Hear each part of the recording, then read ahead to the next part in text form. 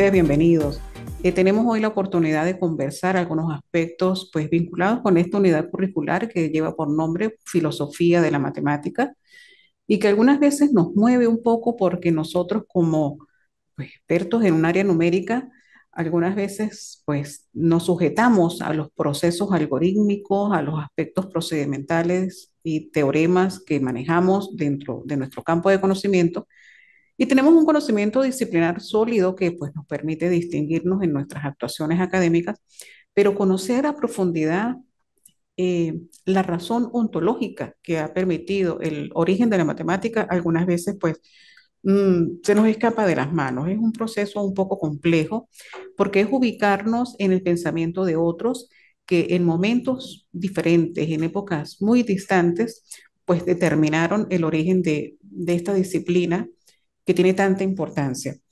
Vamos entonces a considerar inicialmente algunos aportes de un filósofo destacado que es Ruiz, un docente costarricense, que nos indica algunas ideas sobre cómo ha sido la evolución de la filosofía a lo largo de los siglos que pues, han determinado su crecimiento y su consolidación.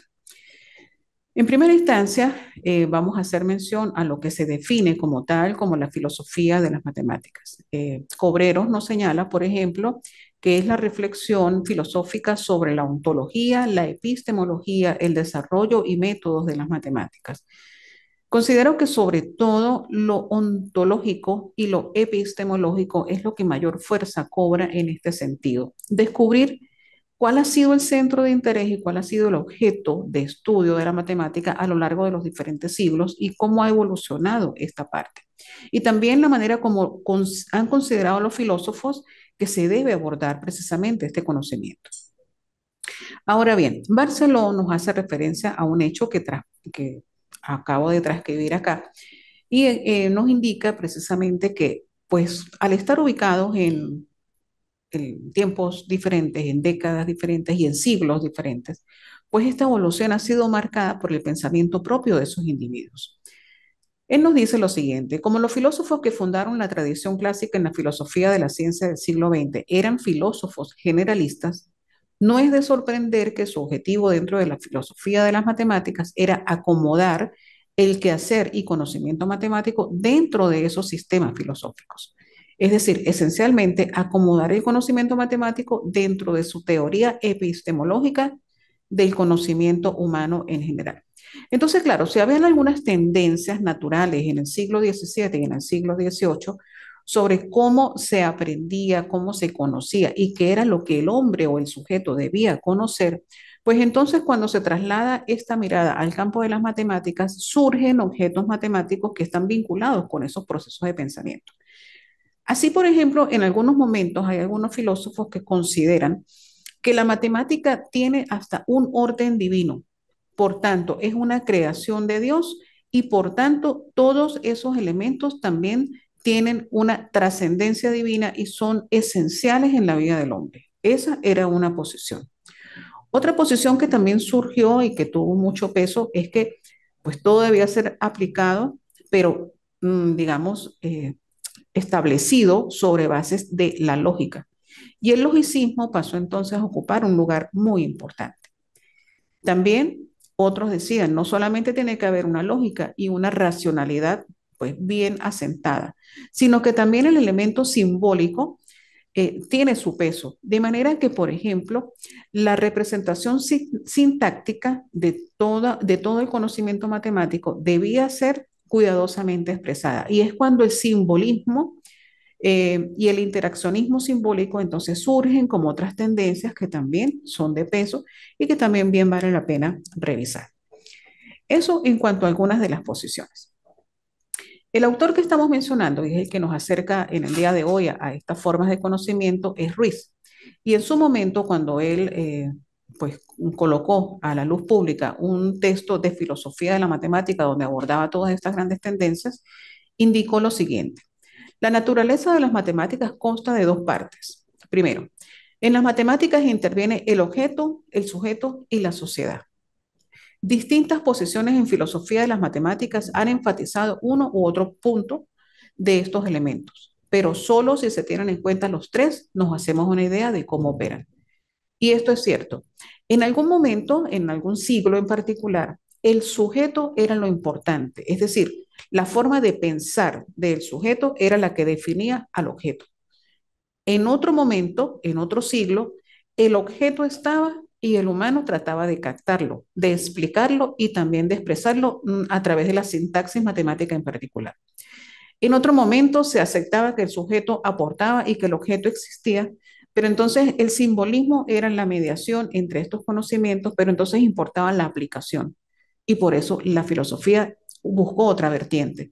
Entonces siempre hay formas de acercarse al conocimiento y de generarlo, pero desde cada prisma pues se pueden generar elementos diferentes que contribuyan al crecimiento del conocimiento matemático.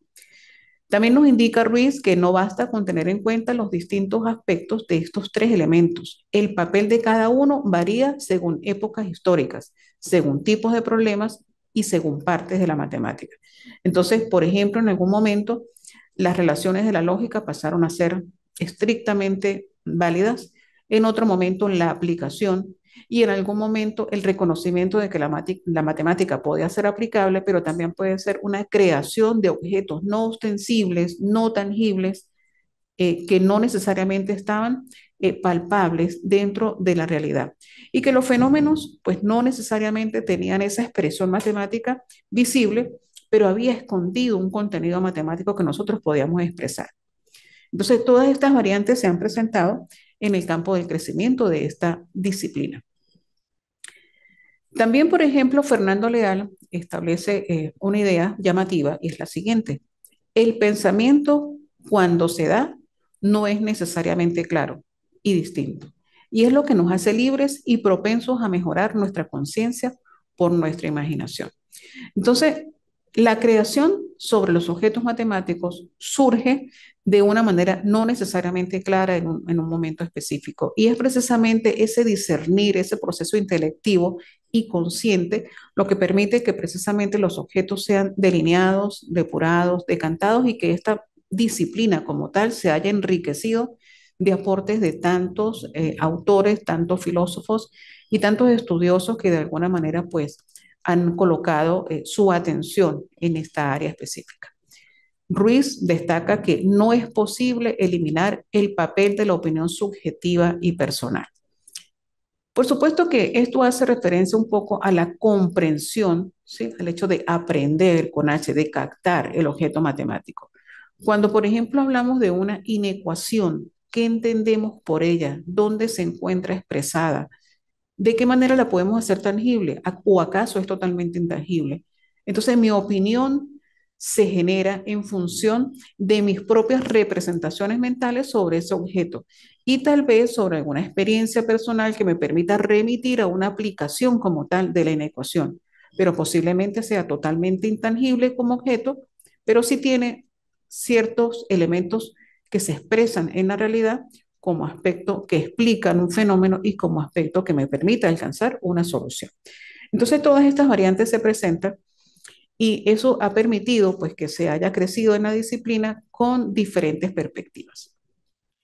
Vale la pena destacar lo siguiente. Desde la antigüedad griega hasta nuestros días, la visión racionalista sobre las matemáticas, es decir, aquella en la que se afirma el rol predominante del sujeto, contrapuesto al del objeto epistémico, ya sea este rol vinculado a un énfasis en la lógica, la intuición o la sintaxis, ha sido una constante en la conciencia occidental.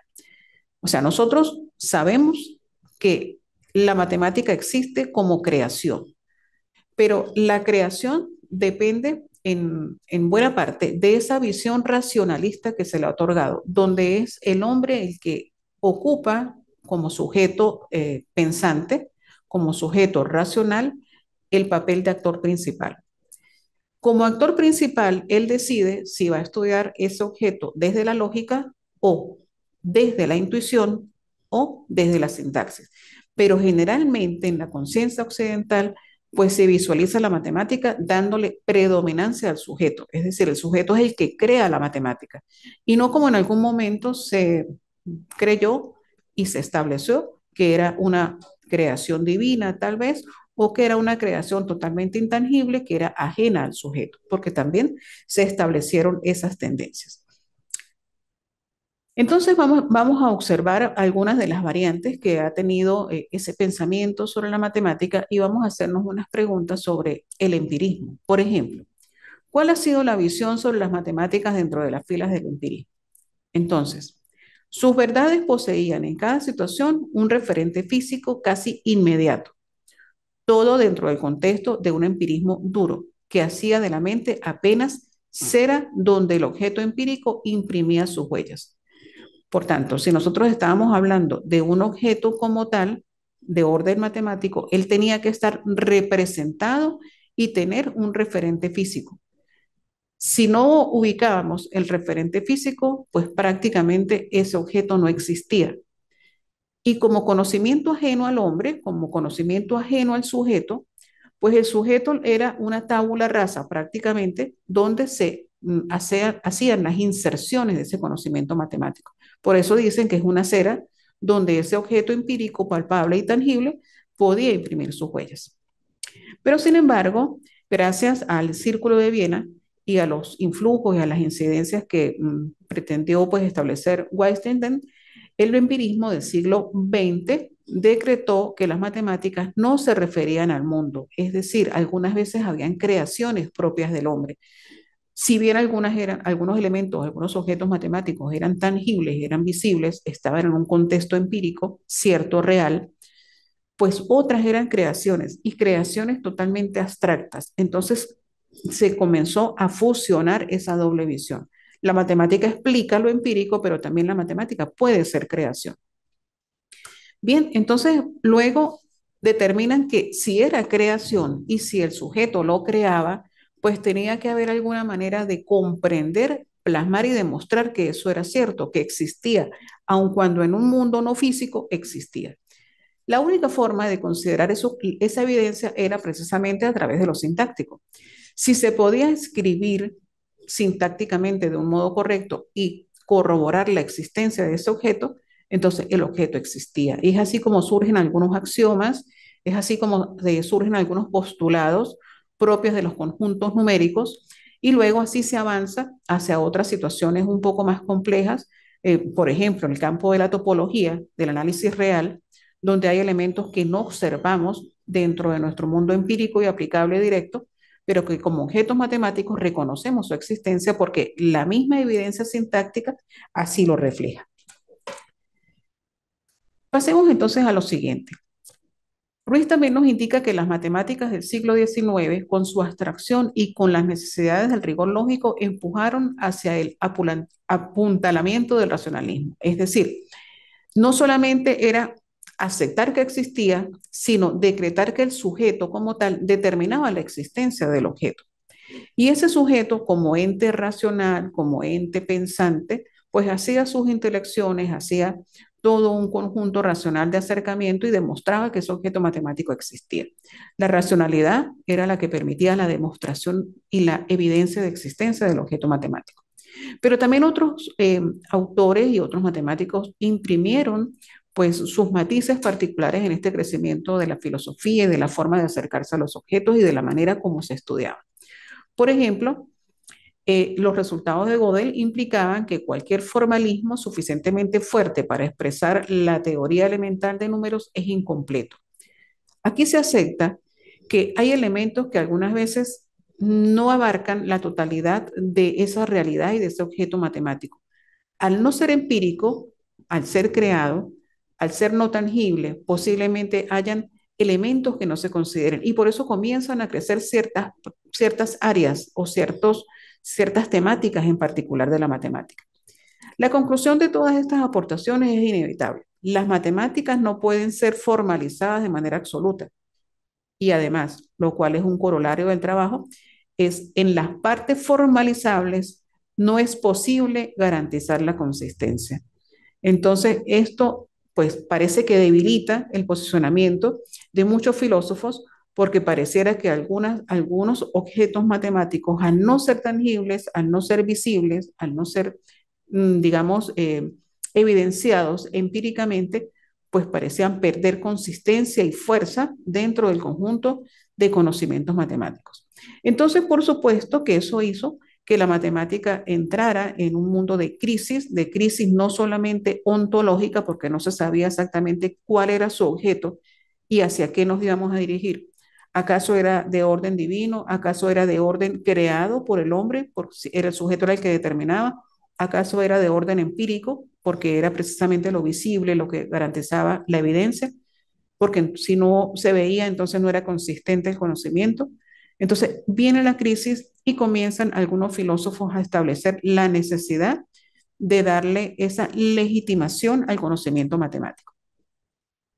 Ruiz también hace otros aportes indicando lo siguiente. Las matemáticas se pueden entender a partir de una epistemología que enfatice una relación mutuamente condicionante entre el objeto y el sujeto epistémico. Ruiz nos dice que realmente el sujeto puede crear matemática, el sujeto puede conocer y crear ciertas situaciones, y así lo hizo siglos atrás. Pero también en la medida en que evolucionaba ese objeto, pues ese objeto hacía que el mismo sujeto, como creador matemático, pues enfatizara, digamos, centrara su atención en otros elementos y generara nuevos conocimientos, generara nuevas aproximaciones y se generaran nuevas teorías. Por eso fue que la matemática tuvo ese crecimiento tan fuerte en los siglos XVII y XVIII. Ruiz señala además que se precisa de una epistemología que apuntala el papel activo, no pasivo ni receptivo, tanto del objeto como del sujeto epistémicos. Es decir, una metodología en la que cualquiera de los dos factores puede ser más determinante que el otro, donde el matemático genera la creación de un objeto, pero donde un objeto que se ha descubierto hace que el matemático se active en función de querer conocerlo. A eso se refiere Ruiz en esta idea. Entonces hay que afirmar el papel del factor social en la realidad epistemológica de una manera independiente, autónoma, condicionante y activa. Esto lo que dice es que realmente las tendencias naturales y sociales y las tendencias epistemológicas de los pensamientos establecidos en el siglo XVII, XVIII y XIX fueron los que determinaron pues ese carácter dinámico del crecimiento de este desarrollo de la disciplina matemática. Eran precisamente estos sujetos los que determinaban a partir de sus elucidaciones los nuevos objetos y las nuevas formas de representarlo, sea a través de la lógica, sea a través de los símbolos, ¿sí? Entonces cada uno de ellos pues establecía un modo de acercamiento y un modo de legitimar el conocimiento. También Ruiz indica lo siguiente, no se puede prescindir de una relación cognoscitiva con el sujeto, con sus límites y sus condiciones, que intervienen precisamente para determinar la naturaleza del objeto cognoscitivo. El hombre tiene un nivel de creatividad infinita, un nivel de imaginación infinita, pero cuando va a abordar objetos que son abstractos, no ostensibles como los matemáticos, también pudiéramos decir que tiene límites, porque al no poder legitimarlos en el campo empírico, como en algunos momentos se le exigió, entonces no se sabía cuál era el condicionante que limitaba esa creación. En síntesis, el objeto algunas veces es subjetivado o subjetivizado y el sujeto es objetivizado, de manera que la relación es mutua y la influencia permanece de lado y lado. Esto es respecto a los momentos iniciales, pero hay un autor que más adelante vamos a mencionar que nos hace ubicarlos en un posicionamiento muy claro respecto ya sea al logicismo o al intuicionismo como modos de acercamiento dentro de esta epistemología. Ya lo vamos a ver. El autor que estamos considerando nos señala además lo siguiente. Si las matemáticas deben verse como construcciones en las cuales intervienen el objeto y el sujeto y lo social en las proporciones que correspondan, entonces la construcción matemática debe verse como un acto histórico, es decir, la construcción de la matemática como tal es histórica. Interviene el objeto, interviene lo que está apareciendo como creación, que estamos descubriendo, interviene el sujeto como matemáticos, como investigadores, e interviene en lo social. Y más en la actualidad, donde, por ejemplo, tendencias como los teoremas vinculados a los cuaternions o cualquier otro conjunto numérico que emerge, pues no solamente parte de la creación del sujeto, de su imaginario inclusive, sino de algunas presiones sociales por generar nuevo conocimiento matemático. Alguien pudiera pensar que el campo de la matemática ya está completo, que está sólido, que es denso, que no hay nada más que crear, pero siempre el sujeto, dentro de su proceso de investigación, dentro de su proceso de indagación natural, pues está buscando nuevos objetos a los cuales acercarse y a partir de los cuales pues generar construcciones de orden matemático. Vamos entonces a comenzar la visualización de estas tendencias hablando del logicismo. Tenemos tres tendencias. La primera que vamos a abordar precisamente es esta, el logicismo. Superado aquella tendencia donde se indicaba que la matemática era de orden divino y que todos los objetos matemáticos tenían un poder pues, auténtico y natural que no necesitaban explicarse, vienen otros que dicen todo tiene que ser explícito a partir de la lógica y debe cubrir ciertas formalidades. Como la lógica era digamos, el campo del conocimiento que más se establecía de modo sólido en ese momento, unos autores dentro del campo de la matemática se fundaron en ese posicionamiento epistemológico para poder generar ciertas bases filosóficas que orientaran cuáles eran los objetos matemáticos que se tenían que estudiar. Entonces, para poder observar cómo el logicismo avanzó y se consolidó como forma de pensamiento filosófico matemático, tenemos que revisar la visión de Frege y analizar también el proyecto de Russell, porque ellos precisamente fueron los que sustentaron esas bases, los que establecieron las bases, los pilares del logicismo. Estos otros dos autores pues también representan un punto de partida intelectual para esa reelaboración teórica de Frege y de Russell, porque toman sus aportes, les hacen ciertas modificaciones y finalmente construyen otros objetos y le dan otra forma a los conocimientos matemáticos. Los establecen no solo desde un punto de vista lógico, sino también establecen otras nuevas vertientes y otras aristas importantes. Por eso comenzó a crecer tanto el campo de la matemática. En cuanto al logicismo, tenemos algunos aportes que nos resume Ruiz de la siguiente manera. Por ejemplo, la axiomática cartesiana aparece con ese deseo de toda metafísica por abarcar y agotar con el pensamiento de una vez y para siempre toda la extensión del ser. Lo que se quiere decir con esto es que si estamos ubicados en el campo del logicismo, entonces lo analítico, lo racional, lo pensante, lo que se pueda evidenciar y demostrar a partir de la lógica es lo que tiene orden legítimo en el conocimiento. Y no se puede pensar que el conocimiento es una extensión del sujeto. O sea, que el objeto es una creación de la persona, una creación del matemático, sino que es algo que tiene lógica, es algo que realmente existe por la lógica. Pero entonces así también, pues hay una exigencia mayor porque todo lo que ya existía tenía que establecerse a partir de una nueva axiomática. Si decíamos que el número 2 existía, pues tendríamos que establecer una axiomática para demostrar que el 2 existe y no es una extensión del sujeto, no es una extensión de su pensamiento.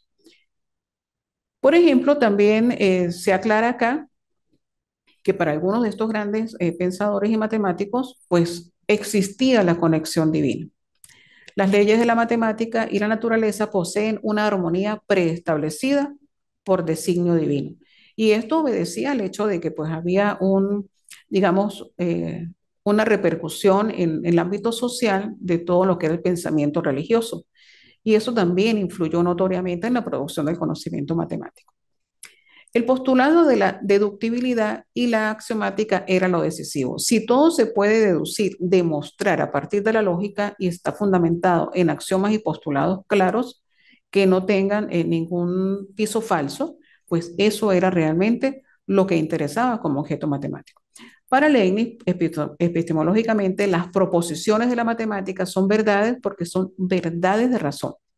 Lo que quiere decir que su negación es lógicamente imposible. Si nos ubicamos dentro del logicismo, si aceptábamos algo como cierto, era porque lógicamente era imposible refutarlo.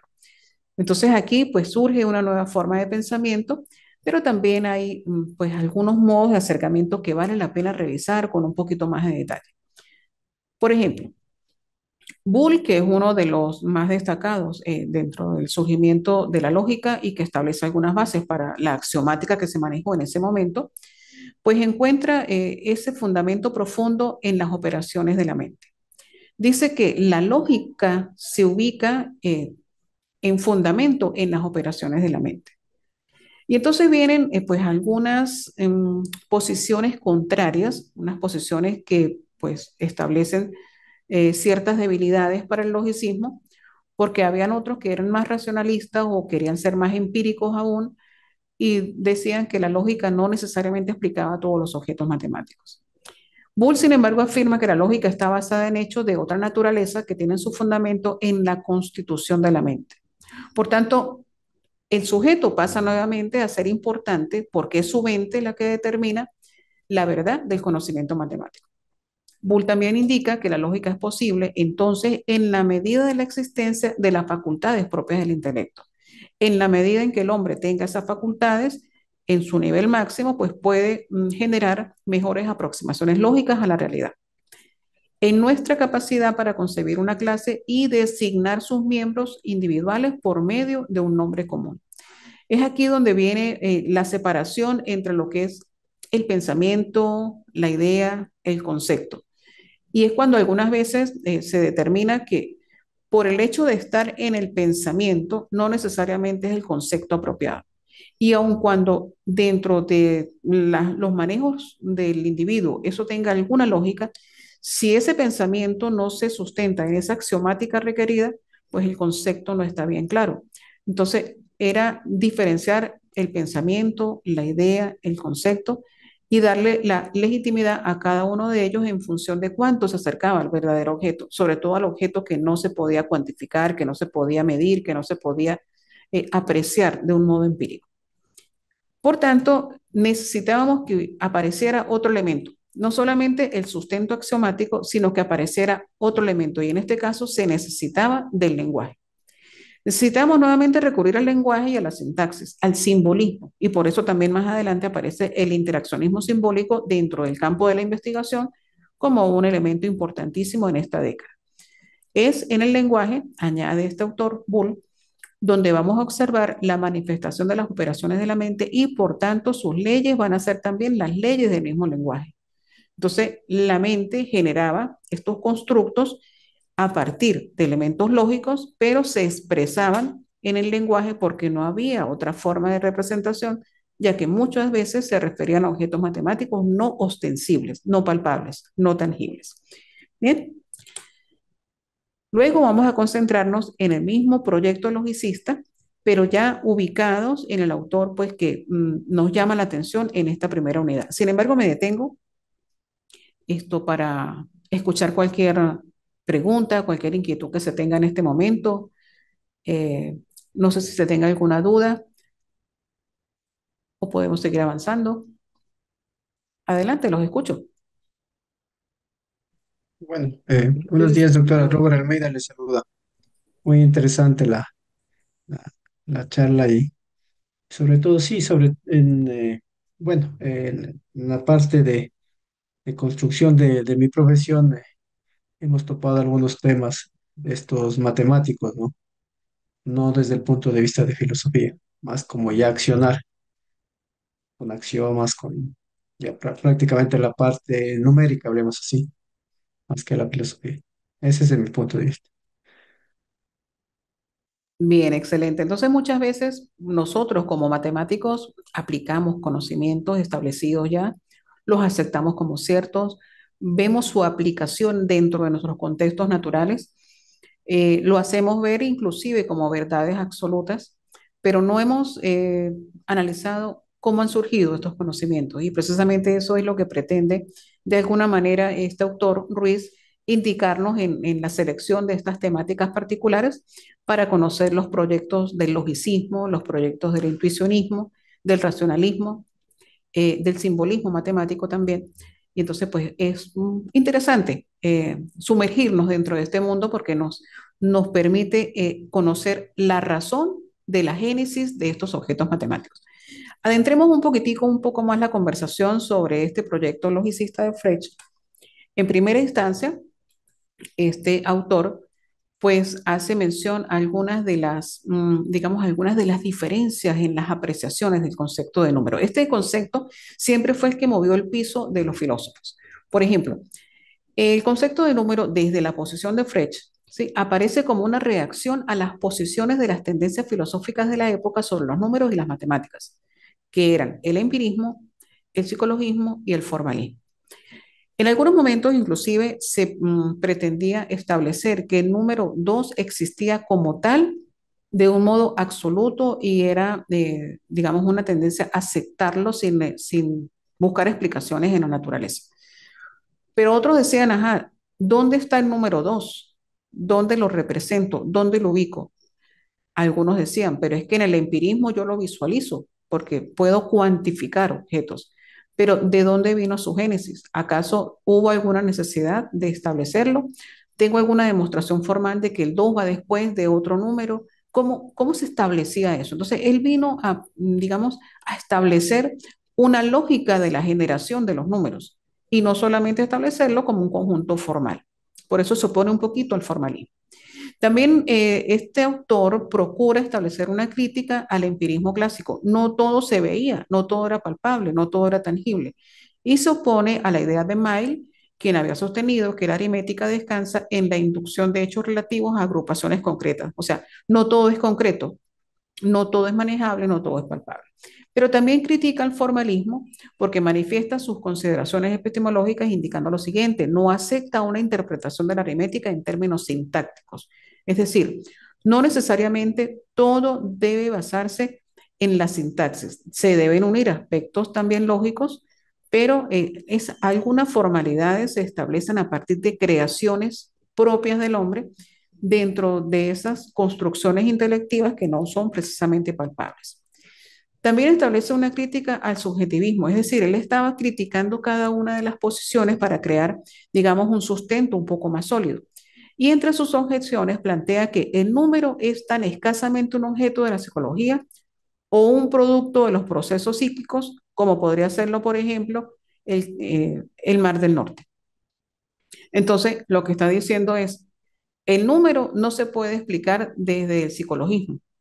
El número no necesariamente se puede explicar desde el empirismo. El número puede ser una creación subjetiva y puede ser una creación subjetiva que después yo formalice, demuestre y legitime, porque el número se acerca tanto a la psicología como el mismo Mar del Norte. O sea, no corresponde a ese mundo.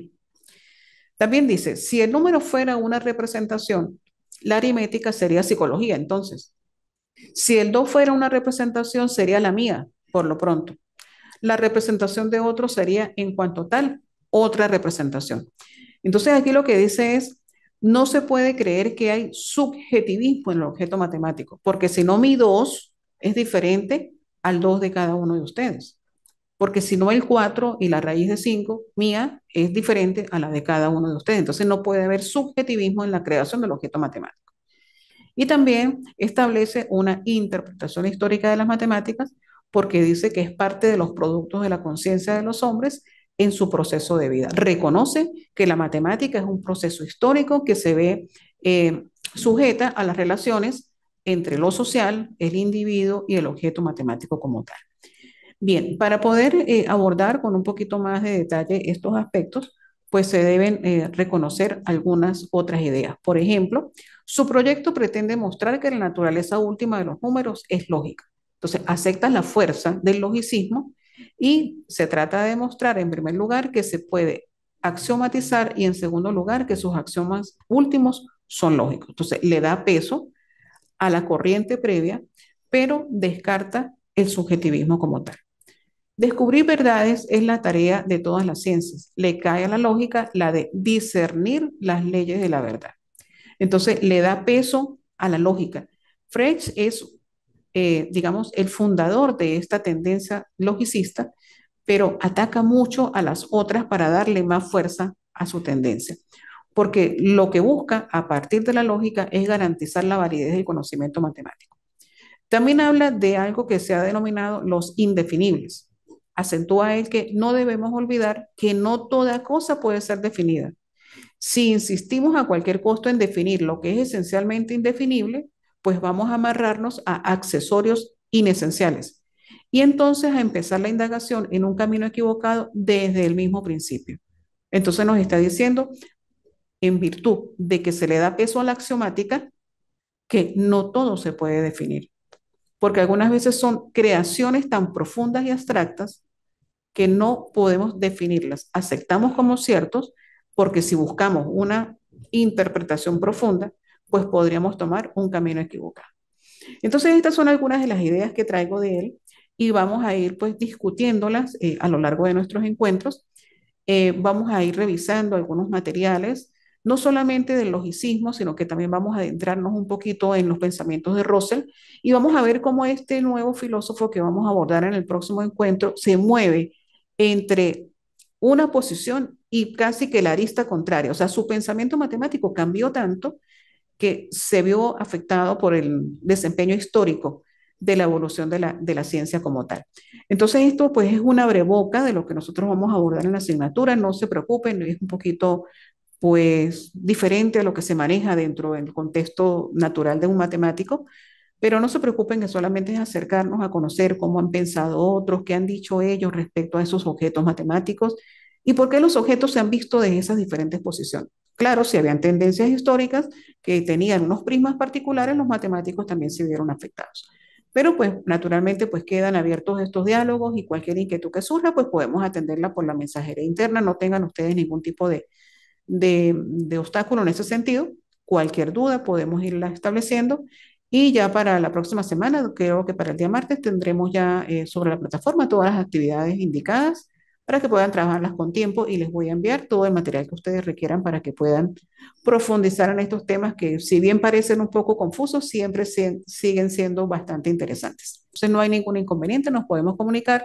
Yo les envío el material para que ustedes vayan leyendo. Cualquier duda me la hacen saber y estamos en contacto para pues proseguir con la lectura de estos materiales. Perfecto.